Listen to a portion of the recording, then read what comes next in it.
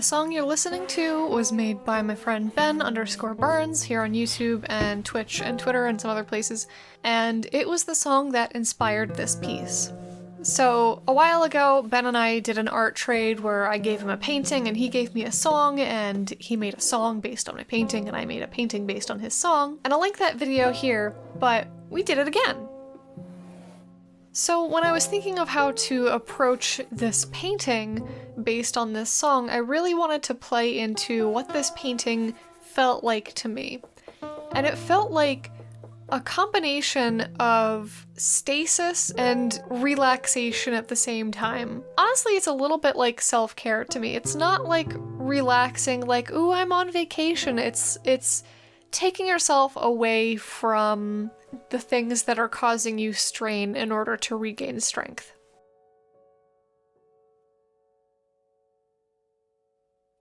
It can be a really good challenge to swap art with somebody that's outside of your genre or skill set and then make something based on the piece that they give you. It can be a really good exercise to refill your creative wellspring by looking outside of the things that you normally do. So I don't make music, I don't know a thing about music, I can't analyze this music on a technical or proficient level. So what the music does for me is it gives me a feeling to spring off of.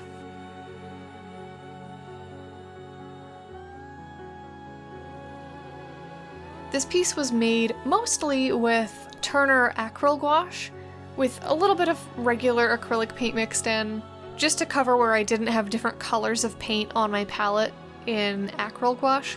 I started this painting by laying down a base coat of fluorescent pink, and I was not expecting there to be a lot of fluorescent pink in the finished piece, even though there did end up being a lot of it. I just wanted the hot pink to be an underlayer that would maybe peek out in a couple of places behind the painting, where maybe I didn't touch the edges of two objects all the way.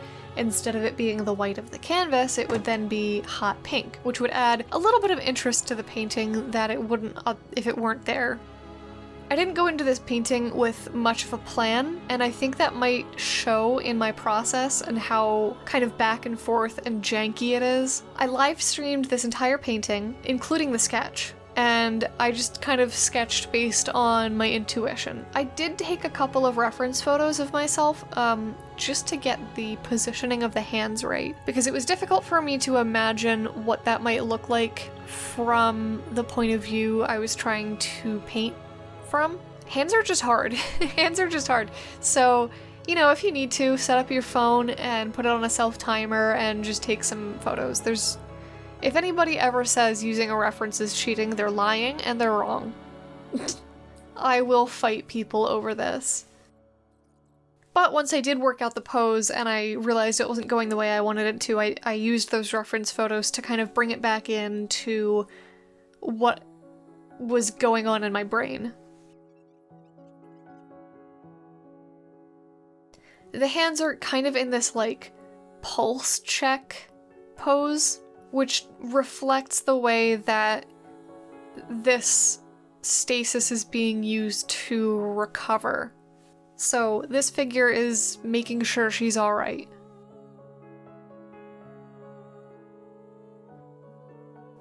I knew I wanted to do something with a lot of fabric.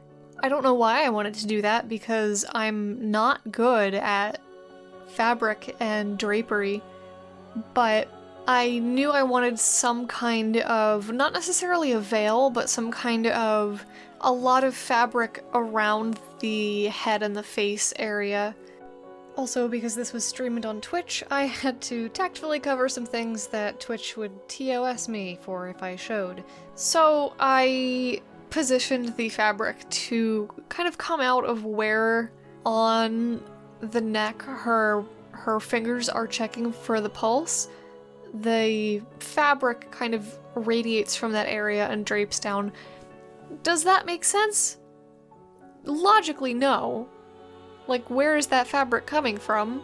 But it added a nice flow, I think, to what would have otherwise been just like, ah, there's fabric draped over her chest for censorship, cool.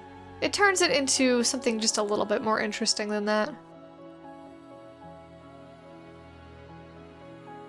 For the texture of the fabric, I actually used my fan brush, I think, for the first time literally ever.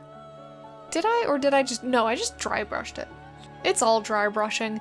But I wanted this, like, iridescent quality, so I used pinks and purples and blues and greens, and I believe also, like, a tiny, tiny touch of yellow to give the fabric an iridescent sort of quality to it.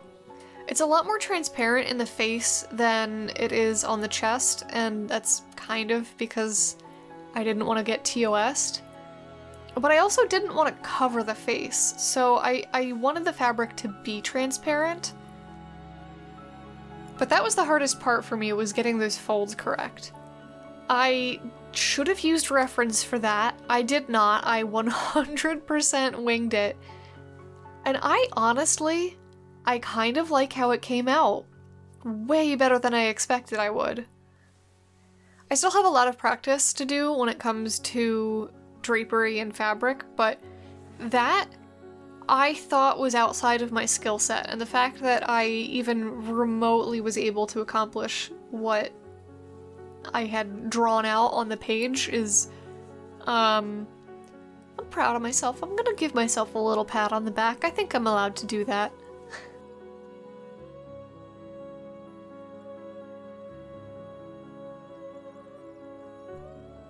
One of the things that I wanted to note was a few of the pigments that I was using that did a lot of the heavy lifting in this art piece. So I mentioned I was primarily using Turner Acryla Gouache. Some of the notable pigments that I was using were Rose, which is a fluorescent pigment, Red Violet, which is also a fluorescent pigment, and Peacock Blue. Now the thing about all three of these is that they are very transparent pigments, which is something that's not as common in gouache or acrylic gouache, but what it allowed me to do was utilize some very heavy glazing techniques, which is when you thin down or water down the paint in order to make a transparent mixture to lay over top of the painting that already exists and add an extra layer of depth to it. It's how I accomplished that transparent fabric over her face. The other thing about these pigments is that despite being kind of a complementary or split complementary palette, they don't turn muddy when they mix together. In fact, these pigments, Peacock Blue and Rose and Red Violet, they turn into this beautiful, almost blue jewel tone. And it's a deep, gorgeous color that I love so much. Any kind of phthalo green, quinacridone, magenta combination turns into this gorgeous purpley blue when they're mixed together. So what that allowed me to do was glaze over and over and over again with this combination of colors, and it would never turn muddy. That's just something that I wanted to showcase because it did pull a lot of heavy lifting in this piece.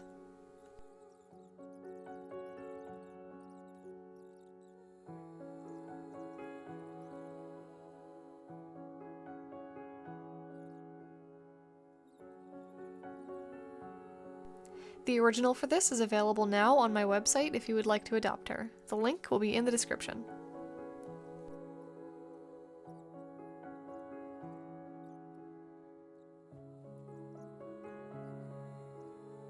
If you want to check out the song that Ben made with one of my art pieces, I will link that video in the description. Otherwise, you can check out the painting process for the painting that I gave him in exchange for his song. This was all just one big transaction, wasn't it? Thank you so much for watching, and I will see you next time. Take care.